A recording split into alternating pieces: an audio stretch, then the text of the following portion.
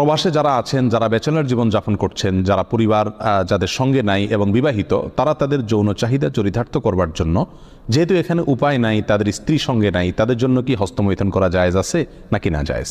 কোরআনে কারিমে আল্লাহ সুবহানাহু ওয়া তাআলা বলেছেন, ওয়াল্লাযীনা হুম লিফুরুজিহিম হাফিজুন ইল্লা আলা আজওয়াজিহিম আও মা মালাকাত আইমানুহুম ফাইন্নাহুম গায়রু মালুমিন ওয়া ফামান ইবতাগা ওয়ারাআ যালিক ফাউলাইকা হুমুল আদুন। তিনটি আয়াত আল্লাহ তাআলা বলেছেন, কৃতদাসী এবং নিজের স্ত্রী, এই দুই শ্রেণী ছাড়া, এই দুটি ক্ষেত্র ছাড়া অন্য কোনো জায়গা যাদের লজ্জাস্থানকে তারা ব্যবহার করে না, সেই সমস্ত লোকেরা সফল মুমিন, তারা সার্থক মুমিন।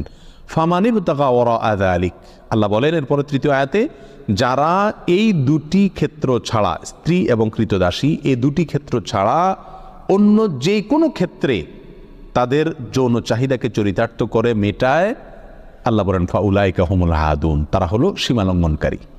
তাহলে এই আয়াতের আলোকে পরিষ্কারভাবে একজন মুমিনের জন্য হস্তমৈথুন করার কোনো অধিকার, কোনো সুযোগ, কোনো অনুমতি ইসলামী শরীয়তে নাই।